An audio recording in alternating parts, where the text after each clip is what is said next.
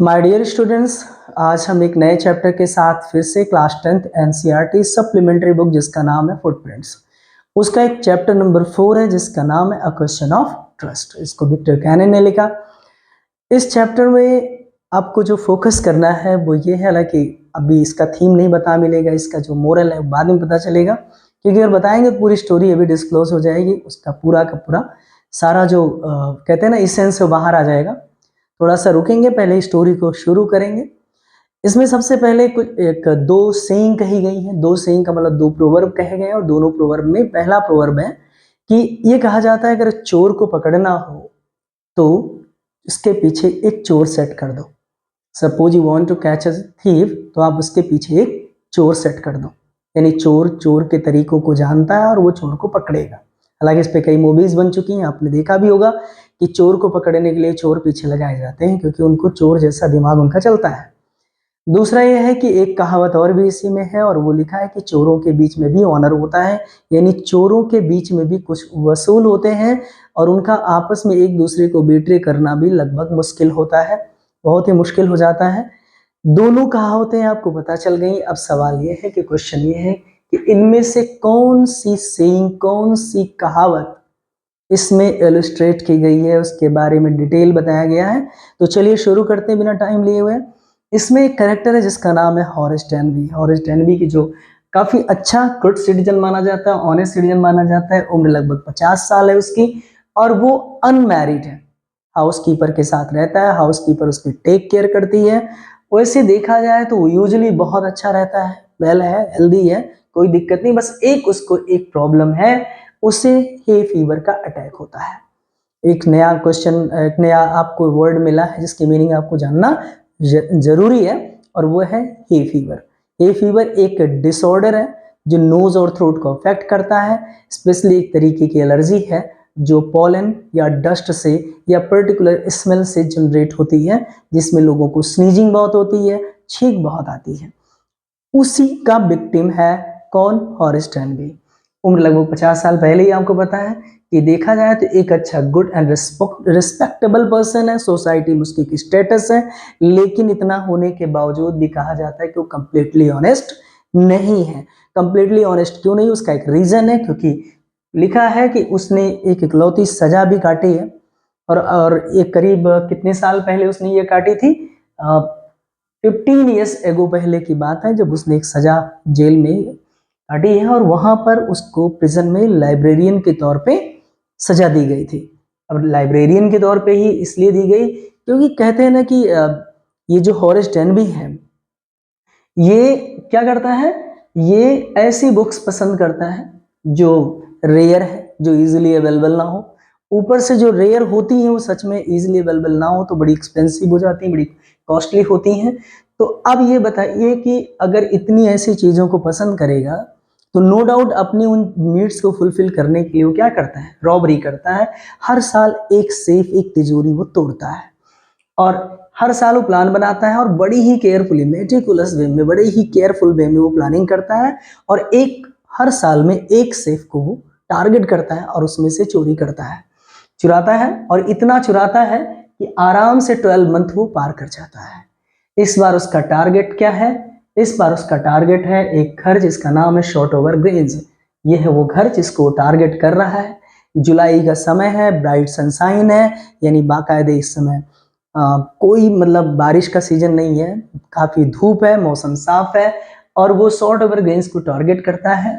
और वो बहुत ही मेटिकुलस, एक तरीके से कहा जाए बड़ा केयरफुल प्लानर है। देखिए कैसे प्लानर है, वो उसके रूम को चेक करता है, इलेक्ट्रिक वायरिंग को चेक करता है, इसके रास्ते और यहाँ तक कि बगीचे को भी चेक करता है। फाइनली वो पता करता है कि इसमें 2 नौकर थे, और वो दोनों नौकर आज जो है मतलब बाकी फैमिली लंदन में चली गई है, और इस शॉर्ट ओवर ग्रेंज में केवल 2 नौकर बचे हुए हैं। और फाइनली वो भी चेक करता है कि उनको देखता है कि वो चले गए हैं इस समय मूवी देखने। हॉरेस डेन भी बड़ा खुश हो जाता है कि नौकर तो गए हैं मूवी देखने के लिए, और फैमिली पहले से ही लंदन में है, और अपनी सारी चीज़ों के साथ वो गार्डन वॉल के पीछे से आता है, अपने टूल्स वगैरह पैक किए रहता है बैग में। और जब वो एंटर करता है तो उसमें लिखा है कि उस जो जिस आज वो जिस सेफ को लूटने आया है उसमें लगभग 15,000 कि जो मतलब वर्थ ऑफ ज्वेल्स हैं, उसमें गहने हैं, और अगर उनको बेच लेगा वन बाय वन तो लगभग उसको मिलने वाले हैं, ही expected to get at least 5000 enough to make happy another year. तो 5000 एक्स्ट्रा उसे मिलेंगे जो अगले साल के लिए आराम से अपनी लाइफ को आगे ले जा सकता है और उसमें किताबें खरीद सकता है। और वो चूंकि उसको ये भी मालूम है कि आने वाले सीजन में, ऑटम के सीजन में, पतझड़ के मौसम में वो कुछ किताबें आने वाली हैं, उनको वो खरीद सकता है। और उसने हाउस कीपर को देखा भी था कि की वगैरह कहाँ पे टंगा हुआ है, की वगैरह वो जाकर किचन के हुक से लेता है। ग्लव्स, अपना पेयर ऑफ ग्लव्स पहनता है, क्योंकि अभी की नहीं लिया है, क्योंकि देखिए यहाँ पे कितना केयरफुली प्लानिंग किया है। अब पेयर ऑफ ग्लव्स को पहन लेता है ताकि फिंगरप्रिंट्स उसके आए ना, और वो की को ले लेता है, डोर ओपन करता है, आगे बढ़ता है, और स्मॉल डॉग था जो किचन में ही लेटा हुआ था, उसको जैसे ही देखता है हरकत होती है वो एक्साइटेड होता है, थोड़ा उसके अंदर स्टीरिंग होती है, उल्टा डुलता है, और वो वो क्या करता है, और and moved its tail in a friendly way, अपनी टेल को थोड़ा फ्रेंडली वे में वो हिलाता डुलाता है। तो उसने बताया कि all right Sherry, Horace said as he passed all you have to keep dog. तो उसने देखिए कितना बढ़िया लाइन लिखी है कि अगर आपको क्या करना है, अगर डॉग को शांत करना है, शांत करना है, तो उनको उनके नाम से बुलाओ, और एक चीज और भी है, उनको आप लव शो करो, उनको आप लव शो करो, उनको उनके नाम से बुलाओ। और इसमें लिखा है कि सेफ इस समय कहाँ पे था, ड्राइंग रूम में था, एक पुअर पेंटिंग के पीछे था। अब चूंकि वो काफी ज्यादा पुअर पेंटिंग थी, इस वजह से क्या हुआ कि वो सोचा कि लाओ मैं पेंटिंग को ही कलेक्ट कर लेता हूँ, पेंटिंग को ही रख लेता हूँ, क्योंकि वो कुछ रादर पुअर थी, वो कुछ ज्यादा ही पुअर थी, और उसे रेयरेस्ट चीजें बड़ी पसंद आती थी। अगर बोर्ड पूछता है कि पेंटिंग को क्यों रखना चाहता था, क्योंकि उसे बुक्स भी रेयर पसंद थी, तो पेंटिंग भी रेयर है, वो भी उसे पसंद आ रही थी। लेकिन सबसे बड़ी बात है कि वो इसलिए नहीं ले जा सका क्योंकि उसके रूम, जो पेंटिंग्स होती हैं वो रूम बहुत ऑक्यूपाई करती हैं, इस वजह से वो उसको नहीं लिया। उसने कहा नहीं ठीक है। प्रॉब्लम जैसे ही आगे बढ़ा, great ball of flowers on the table, table पे एक ग्रेट बॉल ऑफ फ्लावर्स, एक बढ़िया सा फूलों का बाकायदे एक जैसे कहते हैं ना बोल था वहां पे। और अब उसको हल्की सी टिकलिंग हुई, गुदगुदी आई नोज में, स्नीजिंग की जैसा लगा, हल्की सी छींक उसने करी, और उसके बाद उसने केयरफुली अपने टूल्स को उतारा। सेफ को ओपन करना बड़ा डिफिकल्ट टास्क नहीं था, क्योंकि उन्हीं के साथ हो, अपना पूरा प्रोफेशनल आदमी था, ताले तिजोरियां यही सब का काम था। और उसके बाद उसने चेक किया कि बर्गलर जो अलार्म, चोर घंटी जो होती है, बर्गलर अलार्म होती है, वो पुअरली बिल्ड थी। उसको आगे गया कि उसको वायर को कट करने के लिए, उसके बाद जब लौट के आया तो काफी तेज स्नीजिंग किया, क्योंकि वो जो बोल ऑफ फ्लावर्स थे अब उसके प्रॉब्लम क्रिएट करते रहे। हिंडरिंग मीन्स ऑफ, मतलब आगे प्रॉब्लम क्रिएट करना, बाधा पैदा करना, परेशानी खड़ी करना। उसके बाद उसने क्या किया, हैंकरचीफ निकाला और अपनी नोज को बरी कर लिया, कवर कर लिया। तभी उसको एक आवाज सुनाई पड़ी, और उस आवाज ने कहा कि तुम्हें क्या है, क्या है, व्हाट इज इट, कोल्ड और हे फीवर, तुम्हें जुकाम हो रखा है या फिर ये एलर्जी है एक पर्टिकुलर स्मेल से। तो उसी तरीके से उसने भी कह दिया, मतलब इतना इंगेज था अपने उसमें, उसका कहता मुझे हे फीवर है, और इतना करके वो लगातार छींकने लगा, लगातार स्नीजिंग करने लगा। वॉइस जो आई थी वो बोलती चली गई, आवाज आती चली गई।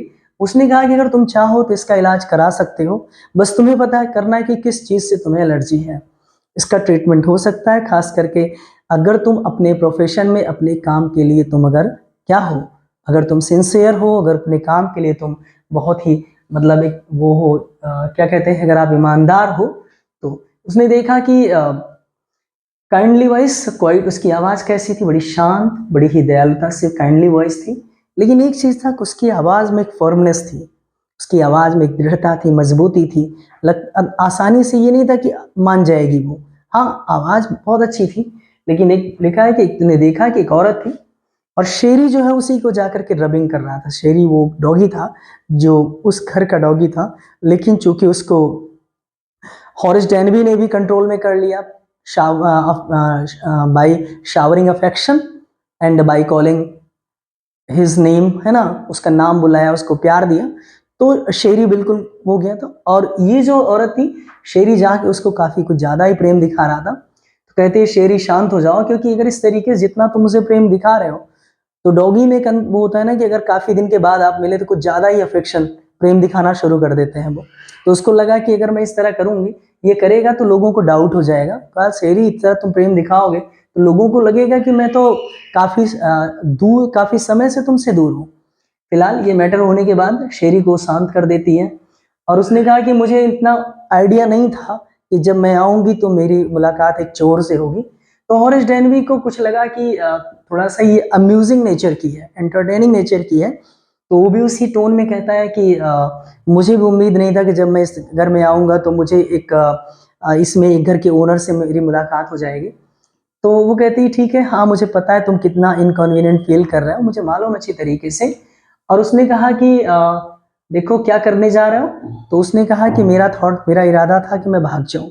बोली अगर तुम भागोगे तो मैं तो पुलिस को फ़ोन कर दूँगी, मैं टेलीफ़ोन कर दूँगी और तुमको वो लोग पकड़ लेंगे। तो उसने कहा कि देखिए मैं टेलीफ़ोन आप करते, तो उसने कहा कि मैं जो फ़ोन का वायर कट कर देता, फ़ोन का वायर कट कर देता और उसके बाद जितना समय मुझे मिलता ना, उसके बाद इतना लिखा है कि I would make sure that you could do nothing some time and a few hours would be enough. उसका मतलब ये था कि मैं फ़ोन के वायर को कट कर देता, उसके बाद मेरे पास सफिशिएंट टाइम होता। इतना कह के इनडायरेक्टली उसने उसे डराने की कोशिश किया कि मैं आपको उतने समय में कंट्रोल करके लूट के जा सकता था मैं, यानी मैं आपको हर्ट कर सकता था। लेकिन तो उसने कहा कि I think you would hurt me, क्या तुम मुझे चोट पहुंचाते? तो उसने कहा कि हॉरेस थोड़ा रुका और कहता है कि मैं आपको डरा रहा था। तो उसने कहा कि तुम मुझे डराए नहीं, मतलब तुमने डराया मुझको, क्या तुम ऐसा नहीं तुम मुझे डराए नहीं हो? और उसके बाद हॉरेस ने कहा कि देखिए अच्छा होगा कि अगर आप मुझे माफ़ कर दें और आप मुझे जाने दें। दूसरी बात यह है कि तो लिखा है कि वाई शुड आई, तुम्हें मैं क्यों जाने दूं? आवाज थोड़ा शार्प हो गई कि मैं तुम्हें क्यों जाने दूं? अगर मैं तुम्हें जाने देती हूं तो तुम जाके किसी और को लूटोगे, किसी और को रॉब करोगे।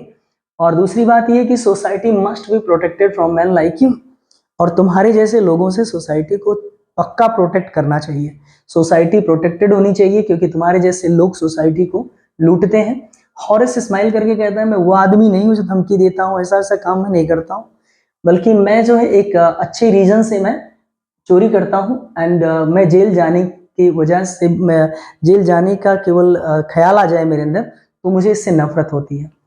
और वो हंसने लगी और हॉरिस डेनवी ने रिक्वेस्ट किया कि मुझे जाने दिया जाए और सचमुच में मैं ऐसा कुछ नहीं करूँगा, मुझे छोड़ दो।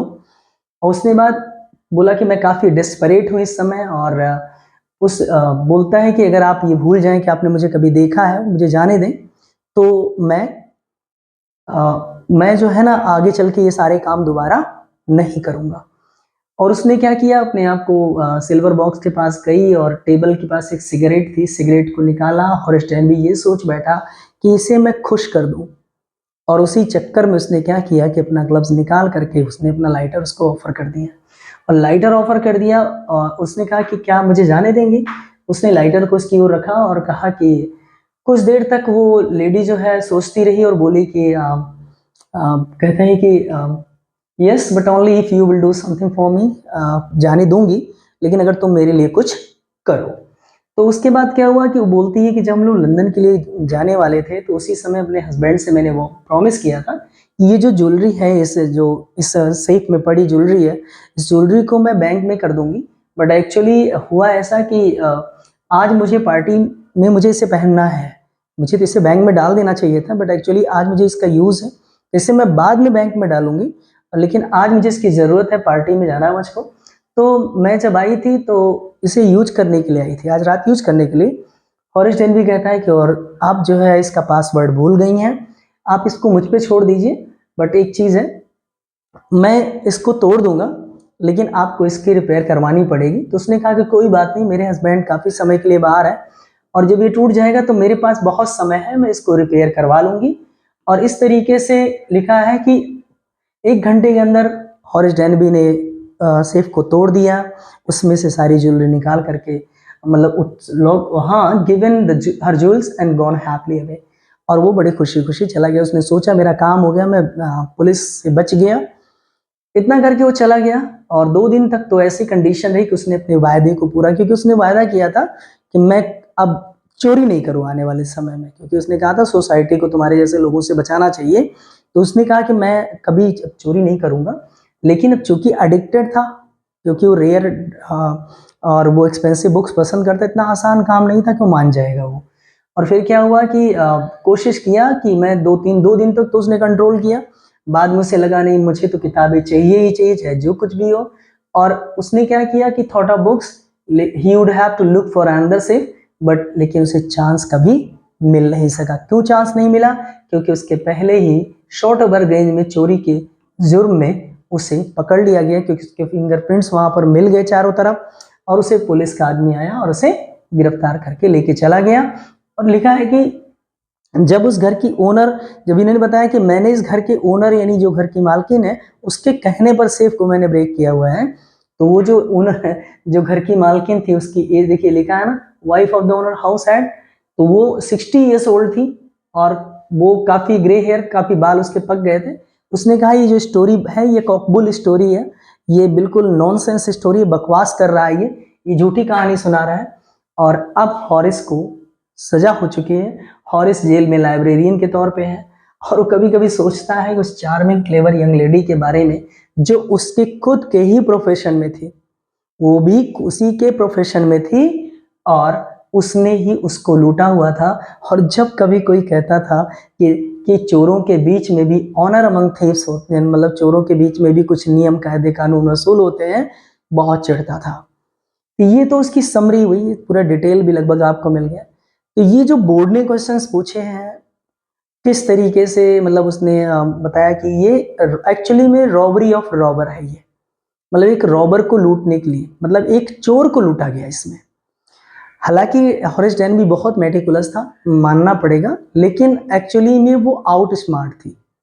जिस तरीके से उस लेडी ने जिस तरीके से स्मार्ट वे में वर्कआउट, जैसे कहते हैं ना कि जो स्मार्ट होते हैं वो हार्ड वर्क नहीं बल्कि स्मार्ट वर्क करते हैं, इसमें उसने हार्ड वर्क नहीं किया, सारा कुछ किसने किया, सारा कुछ इसने किया और वो लेके चली गई, सारा लेके चली गई। और जबकि वो ओनर भी नहीं थी। कहीं ना कहीं हॉरिस डेन, उसने कहा, एक बहुत अच्छी लाइन बोली थी कि मैं गलत लोगों को पसंद करती हूँ। उसमें एक लाइन आई है कि I have always liked wrong people, मैं हमेशा गलत लोगों को पसंद की हूँ। तब भी हॉरिस डेन भी समझ नहीं पाया। दूसरी बात ये भी, जब उसने इतने सारे प्लानिंग की है तो उसे फैमिली बैकग्राउंड पता करना चाहिए था, इस घर में कितने लोग रहते हैं, कौन कौन है, कौन नहीं रहता है। वो लेडी अचानक से अपीयर हुई और इसने उसको तुरंत एक तरीके से, एक उसका जो एक तरीके कंसेप्शन रहा वो ये रहा कि ये घर की ओनर है, क्योंकि जिस तरीके से उसने अथॉरिटेटिव वे में कॉन्फिडेंस से भर करके, बिल्कुल एकदम एक अथॉरिटी वाली आवाज होती है ना, बिल्कुल बोल्ड वे में बात करना, उसे लगा कि ये ओनर ही है। क्योंकि उसने भी बहुत अच्छी एक्टिंग करी, बहुत अच्छी, क्योंकि वो भी प्योर, इससे काफी स्मार्ट थी वो, और उसने पूरी तरीके से इसको अपने ग्रिप में लिया और इससे सारी ज्वेलरी ले करके वो तो चली गई। हॉरिस डेन भी इतना केयरफुल प्लानर होने के बावजूद भी गलतियां किया, उसने गलती करी क्योंकि उसने ग्लव्स भी बाहर निकाले, ये सारी चीजें उसके साथ अच्छी नहीं रही। बस आप ये सारा कुछ समझ चुके हैं, सारे क्वेश्चन लगभग बोर्ड ने इसी तरीके से पूछे हैं, तो आपको आगे चल के बोर्ड के क्वेश्चंस मिल जाएंगे। So I think it's enough for today. Thank you for watching this video.